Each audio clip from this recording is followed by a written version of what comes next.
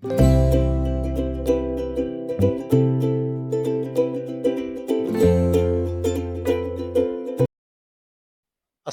আলাইকুম। সম্মানিত দর্শক, আজকে আমরা সেন্টেন্স কনস্ট্রাকশন অর্থাৎ ইংরেজিতে কিভাবে সহজে বাক্য গঠন করা যায় সেটা নিয়ে আলোচনা করব। দর্শক, চলুন আলোচনায় যাই। প্রথমেই আমরা একটা জিনিস মনে রাখবো যে বাংলায় যেমন কাজ ছাড়া কোনো বাক্য হয় না, ইংরেজিতেও তেমনি কাজ ছাড়া কোনো বাক্য হয় না। এই কাজকে ইংরেজিতে বলা হয় ভার্ব।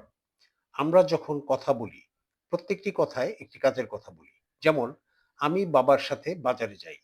এখানে যাই অর্থাৎ যাওয়া হলো কাজ।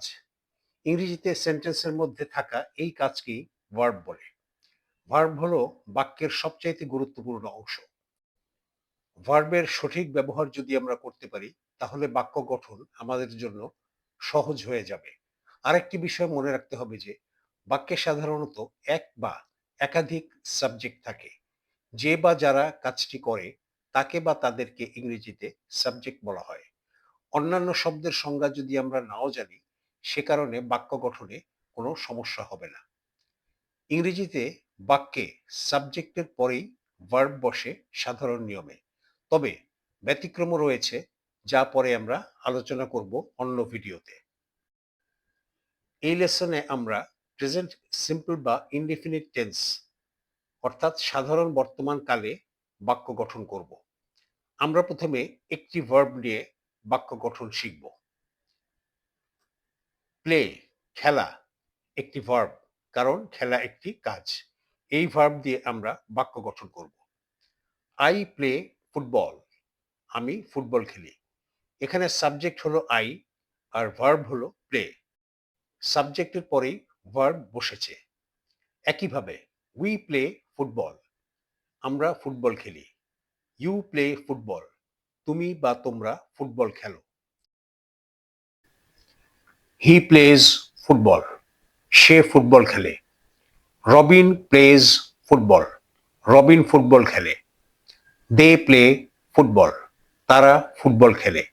এখানে 4 এবং 5 নম্বর বাক্যে ভার্বের সাথে এস যোগ হয়ে ভার্বটি হয়েছে প্লেজ। নিয়ম হলো প্রেজেন্ট সিম্পল বা ইনডেফিনিট টেন্সে সাবজেক্ট যখন হি বা কারো নাম বা কোনো জিনিসের নাম হয়, তখন ভার্বের সাথে এস অথবা ইএস যোগ হয়। এই হি অথবা একজন ব্যক্তির নাম অথবা একটি জিনিসের নাম, ইংরেজিতে একে বলা হয় থার্ড পারসন সিঙ্গুলার নাম্বার।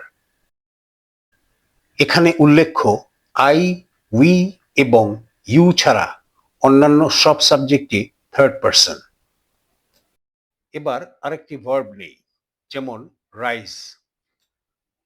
আমরা বাক্যের মধ্যের শব্দগুলোকে এলোমেলোভাবে লিখি, তারপর সাজিয়ে বাক্য গঠন করব। Rise, in the morning, I. শব্দগুলোকে নিয়ম অনুযায়ী সাজালেই বাক্য পেয়ে যাব। আমরা জানি সাবজেক্টের পর ভার্ব বসে। এখানে সাবজেক্ট পেলাম আই, ভার্ব পেলাম রাইজ। এবার সাজাই। প্রথমে সাবজেক্ট আই, তারপর ভার্ব রাইজ, তারপর অন্য শব্দ। অতএব বাক্যটি হবে I rise in the morning, আমি সকালে উঠি। সাবজেক্ট পরিবর্তন করি। We rise in the morning, আমরা সকালে উঠি। You rise in the morning, তুমি বা তোমরা সকালে ওঠো। He rises in the morning, সে সকালে ওঠে। Shakil rises in the morning, Shakil সকালে ওঠে। এখানে সাবজেক্ট যেহেতু থার্ড পারসন সিঙ্গুলার নাম্বার, তাই ভার্ব রাইজের সাথে এস যোগ হয়েছে।